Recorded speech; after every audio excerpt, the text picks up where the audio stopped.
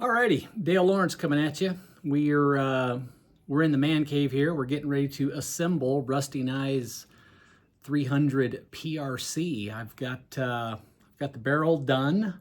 I've got his action. I've got a chassis that I'm going to be running it in just for the meantime while we're waiting on his foundation. I've got a custom foundation chassis coming for him. But we got trigger hangers. We've got everything we need to go ahead and throw this gun together. So we're going to go ahead and give it a shot. We're going to see if we can get her all done on camera and just do a kind of a one-take kind of deal. Here we go. Go ahead and go over some of this stuff. Here we go. We got that 26-inch Criterion barrel. It's been chambered in 300 PRC. I've got a TriggerTech diamond trigger. I've got his action there. There's our bolt. Action wrench, socket. We got a little anti-seize. We've got all the screws. There's our trigger pins there. We're going to go with, again, TriggerTech diamond 4-ounce to, I think it's 36-ounce trigger. These things break just clean as glass. They are amazing. Then I'm going to go ahead and I'm going to run it in this the large chassis that I purchased for a rifle that I'm going to be building. We're going to be throwing it in on a set of American Rifle Company one-piece rings. There we go. That's how that works. The Embrace complete scope mount, 34 millimeter. It's a 20 MOA cant on those rings. And then we're going to go ahead and throw his Nightforce 7-35 ATACR on there. And we'll go ahead and we'll get this thing squared away, taken to the range tomorrow, and zeroed up. And then we're going to be waiting for his chassis to come in before we can finish it up. But we're going to go ahead and get this thing all put together and buttoned up. Alrighty, I'm going to go ahead and set the camera down, and we're going to go ahead and start making something happen here. See if we can make this go. First things first, short action customs barrel vise. Real simple. Grab your barrel like so. This beautiful black Cerakote on this thing. This thing is going to be a monster. Can't wait to get it out and shoot it. We're going to wrap some drywall tape, in actuality, around this to protect the finish while we clamp it in the barrel vise itself. So we'll go ahead and throw a couple wraps of this around here. We don't want anything to happen to this guy. And then in the vise here, the short action custom vise, I'm using, what is this, inch 250 shims that'll go around. I've got one sitting here, sits in a little groove there. I go ahead and I drop the barrel in, like so. It's pretty darn simple, really. Drop the barrel in, grab your second shim, drop it on top. Now, if you notice, these things have a little ridge on the top that lines up with the barrel vise itself. So we'll drop that on like so. Make sure everything's lined up. Go ahead and get this thing good and tight. Pretty simple. But you gotta have the barrel vise in order to get it done, though. Otherwise, it's not gonna happen.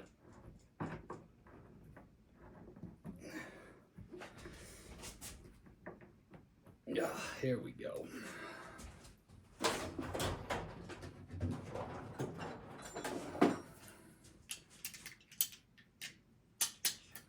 Throw this guy on here real quick. We'll get her good and snug.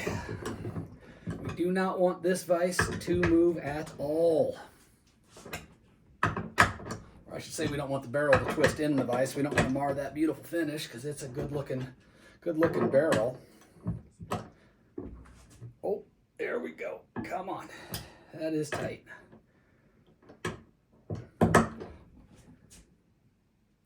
Alrighty. That feels pretty good. This side here, I could use just a little bit more to try and even out that gap. Don't take any chances. Here we are. Alrighty. Next. On the shank of this barrel, I always use a little bit of anti-seize. We do not want to gall these threads. That would be an expensive screw up in my situation. And I don't want to do that. So I'll grab the camera here and kind of give you guys a look from the back side here. So I've got her snugged up in the barrel vise like so.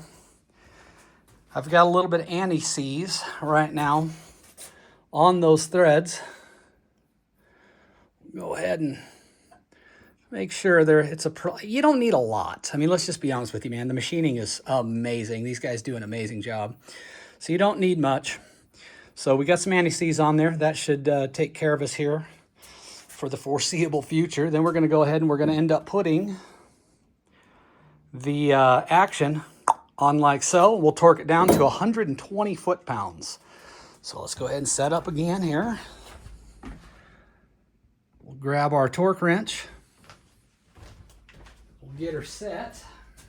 Looks like I got everything out except the torque wrench. Still got to have that. Like so.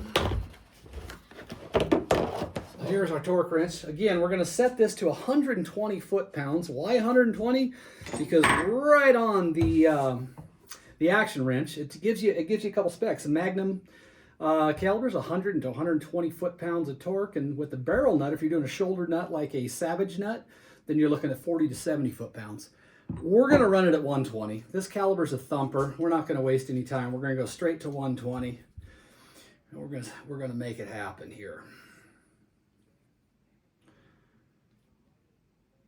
Let's see here. That's 120 foot-pounds right there.